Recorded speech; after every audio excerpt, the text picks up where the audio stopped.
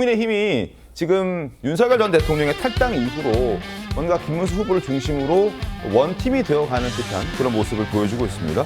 지난 일요일 홍준표 전 시장을 설득하기 위해서 하와이로 급파된 특사단이 있죠. 홍준표 특사단. 지금 사진이 공개가 됐는데 홍준표 시장 가운데 두고 지금 유상범 의원 그리고 김대식 의원, 조광한 전 시장 그리고 이성배 이제 대변인까지 네 사람이 갔습니다. 엄청 힘들게 호놀룰루 떨어졌다가 빅아일랜드까지 다시 비행기 타고 가서 지금 우여곡절 끝에 홍 전 시장을 만났습니다.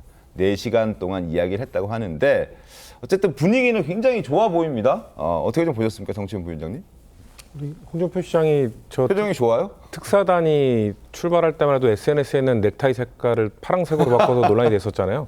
그렇죠. 또 저 사진을 보니까 또 빨간색 셔츠를 입고 계시네요. 그러니까 지금 홍준표 전 시장이 지금의 상황을 가장 많이 즐기고 계신 것 같습니다. 본인의 그러니까 어장 밖으로 나가니까 물고기 잡기 위해서 이렇게 달려드는 어부들을 보면서 네. 본인의 몸값이 올라가는 걸 아주 즐기시고 계신 것 같은데 다만 지금 국민의힘에서는 특사단이 성공하고 돌아왔다 이렇게 지금 평가할지 모르겠어요. 뭔가 윤석열 전 대통령이 탈당했으니 이제 괜찮다라고 하셨다는데 근데 홍준표 전 시장이 뭔가 그 30년 몸담았던 당을 떠나면서 했던 메시지 그런 네. 거에 공감하는 분들이 많았거든요. 그러니까 친윤 세력들, 친윤 기득권들 수십 년 동안 그 국민의힘이라는 보수 정당 안에서 권세를 누렸던 사람들에 대한 비판 이런 것들에 대해서 공감하는 사람들이 많았기 때문에 야 홍준표 전 시장이 저렇게 갈만도 하지라고 했었거든요. 근데 이번에 홍준표 전 시장이 또 갑자기 그냥 SNS 사진 넥타이 색깔 하나 바꾸면서 나의 마음이 돌아왔다라고 한다고 한들 그렇게 인정했던 분들이 그렇지 홍준표 전 시장이 다시 돌아올 만한 상황이 됐지라고 판단하실까요? 전 그렇게 보지 않거든요. 그러니까 그런 분들의 마음을 돌리려고 했다면 정말 돌리고자 했다면 저렇게 4명이 굳이 갈 것이 아니라 권세를 누리고 있던 권영세, 권성동 이런 분들의 정말 기득권을 많이 내려놓는 모습 아니면 다른 친윤 의원들 권세를 누렸다고 평가받는 사람들의 기득권 포기, 정계 은퇴 선언 이런 것들이 이루어지지도 않았는데 홍준표 전 시장이 저렇게 바로 입장을 선회했다. 저는 그 보수 정당의 좀 뿌리 깊은 그런 문제점들을 지적했던 홍준표 시장의 말에 동의했던 사람들이 지금 갸우뚱하는 상황이다. 저는 그렇게 봅니다. 알겠습니다. 홍준표 전 대구시장 사진 계속 보여주시죠.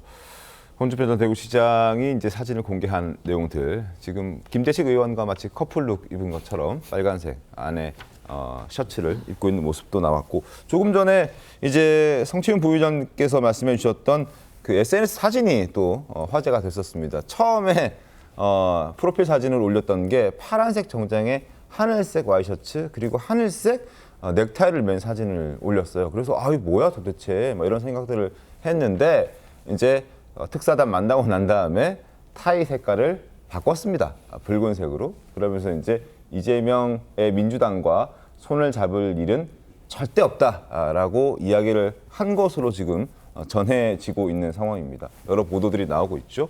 저 사진도 굉장히 좀 눈길을 끌었는데 김현주 대변인 어떻게 좀 보셨습니까?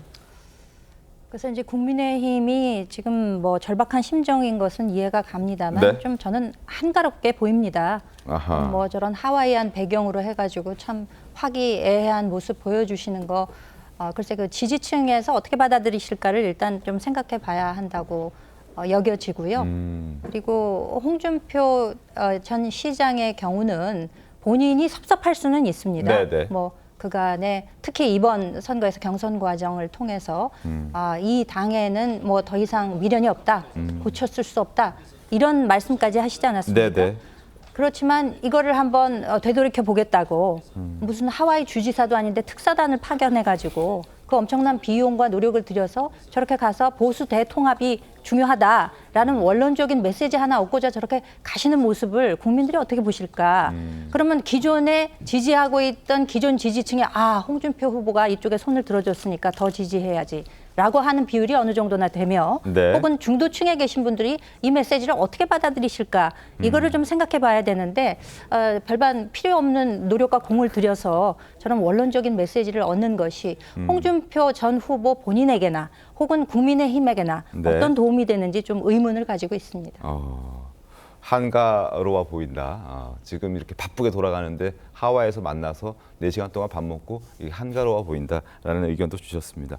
자, 어쨌든 홍준표 대구시장을 만났고 특사단은 거기에서 이제 민주당과 손을 잡을 일은 절대 없다라는 메시지와 함께 또 김문수 후보를 지지한다라는 메시지도 받아내오긴 했습니다. 해오긴 했습니다.